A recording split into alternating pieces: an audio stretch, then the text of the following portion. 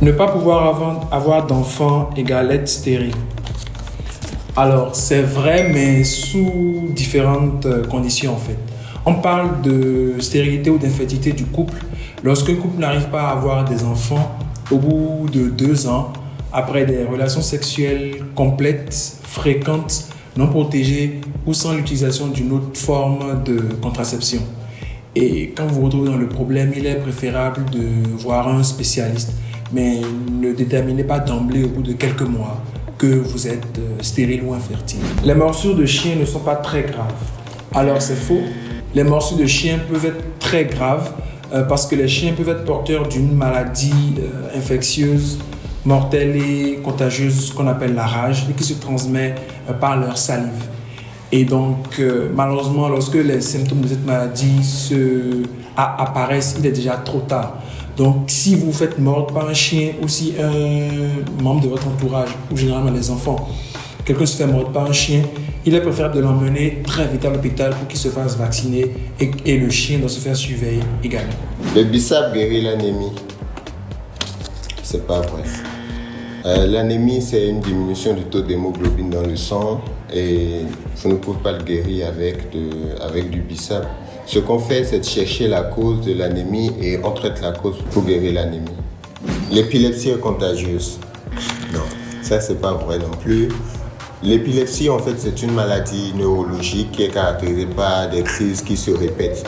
En fait, ce qui se passe, c'est comme s'il y avait un court-circuit dans le cerveau et que les neurones fonctionnaient anormalement. Donc, ce n'est pas du tout une maladie contagieuse. Vous ne risquez rien en vous rapprochant d'un épileptique. Au contraire, vous pouvez lui sauver la vie.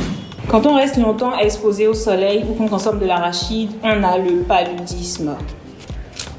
C'est faux, parce que le paludisme est une maladie parasitaire qui est due à un parasite qui s'appelle le Plasmodium falciparum et qui est transmis par la piqûre d'un moustique appelé l'anophèle femelle. Donc il n'y a pas de risque en restant exposé au soleil longtemps ou en consommant de l'arachide que vous attrapiez un paludisme, à moins que pendant que vous fassiez ces actions, vous soyez piqué par un moustique. La folie est contagieuse. Donc ça c'est faux.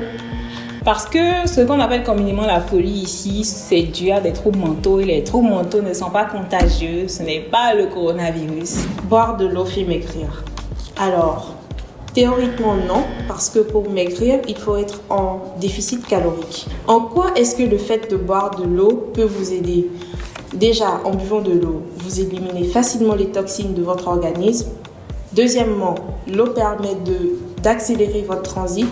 Et troisièmement, le fait de boire de l'eau peut effréner vos pulsions alimentaires. En plus, vous restez hydraté. Quand on a la diarrhée ou des coliques, il faut prendre du flagyl. Alors, pour ceux qui ne le savent pas, le flagyl, c'est le métronidazole qui est un antibiotique.